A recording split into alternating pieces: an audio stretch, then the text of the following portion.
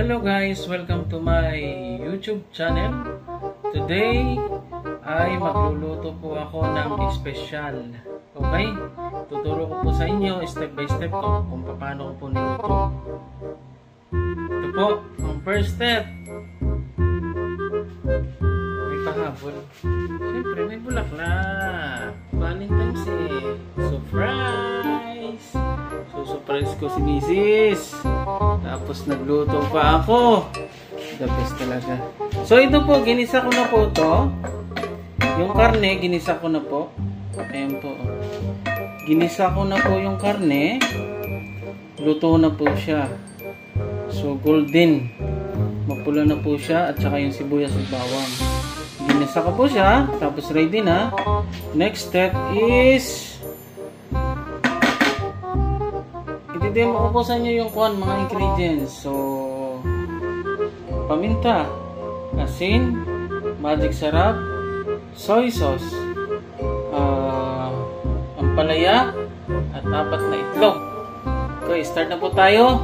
So, ito po na hindi ko na po napakita na niluto ko, ginisa ko. So, buksan na po natin ang very important fire para maluto ang ulam natin. Pasensya na po kayo, ngayon lang po uli ako nag-create ng video about cooking. Ito, low fire lang, dahan-dahan. So halo po natin. Next step is para maging golden po siya at maging masarap, lagyan po natin ng kaunting soy sauce. Buksan natin soy sauce. Walang videographer. Nag-gym yung anak ko. So, lagyan lang po natin ng kaunti.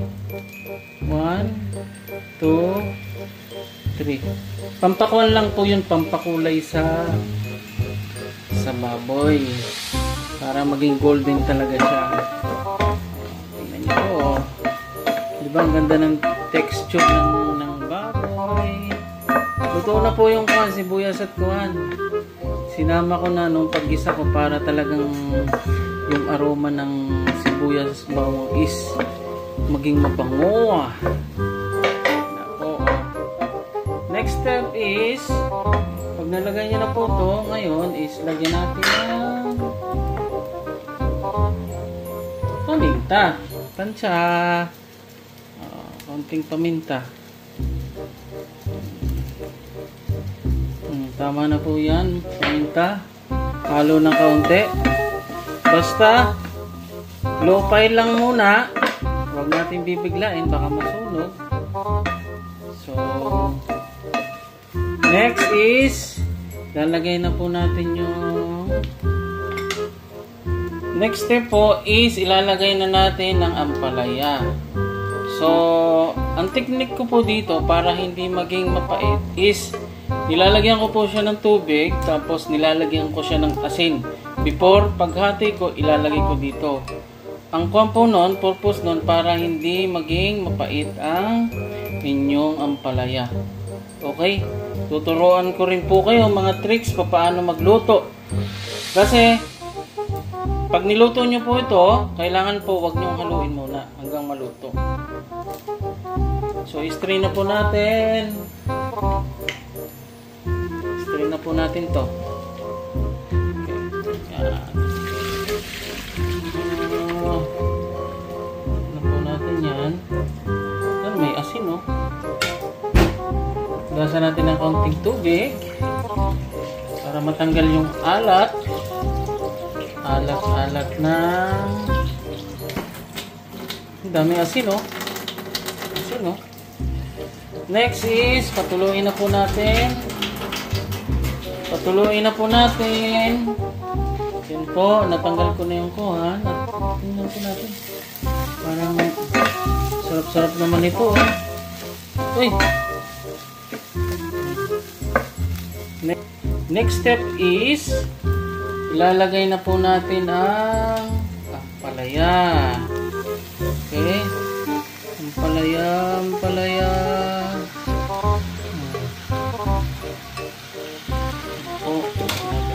ampalaya. Mix po natin na kaunti. Haluin po natin. Haluin muna po.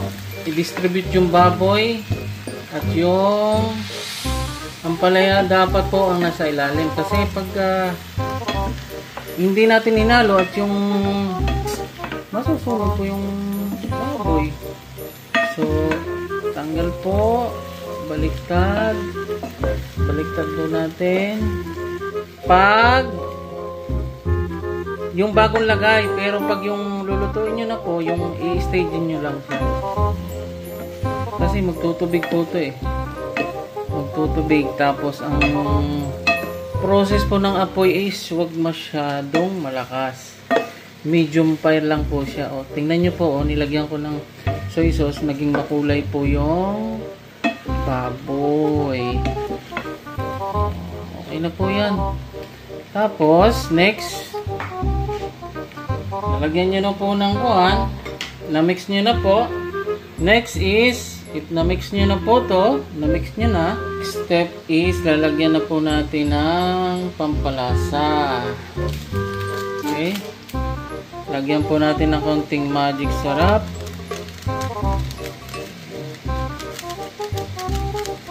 Magic sarap. Konti lang po. Huwag nyo na pong haluin. Mamaya nyo na haluin pag yung luto na.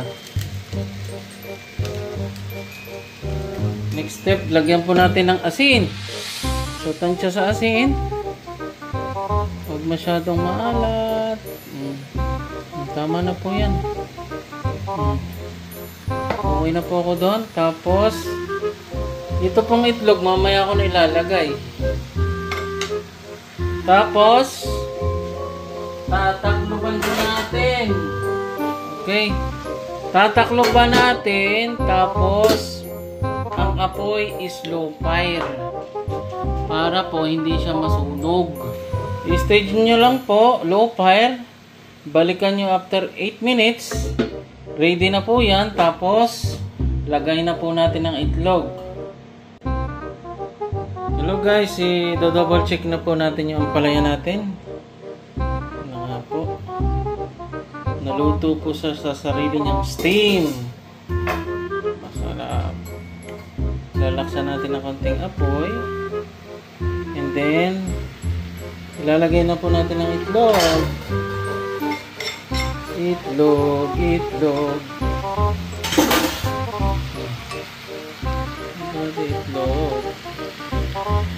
Distribute po natin level. Tapos takluban po uli natin, low fire. Lagay po natin, balikan natin after 3 minutes. Luto na po yung itlog, tapos haluin natin. Ready to go na po yung panalo na. Guys, ito double check na po natin uli. Ayan po yung itlog. Luto na yung itlog. Tapos apoy. Tapos ito po, luto na. Pwede na po itong haluin. Halo. Sarap.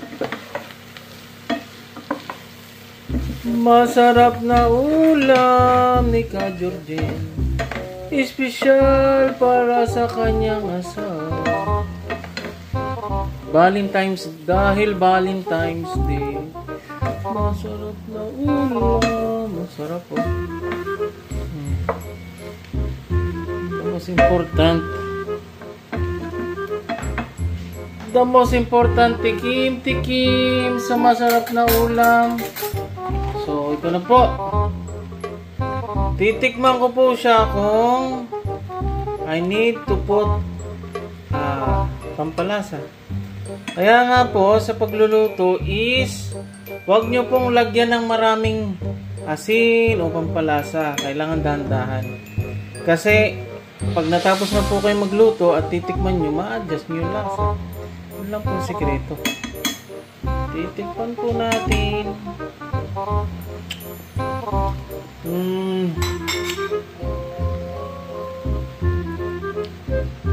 Kulang ng asin konti. Yun po ang sikreto sa pagluluto. Dahan-dahan. Kulang po siya sa asin ng kaunti. Okay na po yan. Halo. Para maging mix.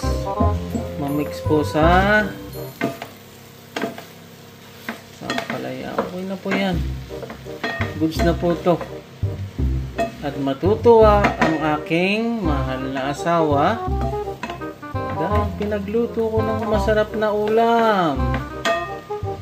At maraming salamat po sa panonood sa aking video. At i-share nyo po ang aking video. At as I said, kung ano po ang alam kong gawin, ibibidyo ko po para maka-pick up po kayo ng idea. Meron po kayong matutunan. Maraming salamat po. Bye. Guys, ito na po yung finished product natin. I hope so. Nagustuhan nyo po ang video. At ito na po yung quality ng product.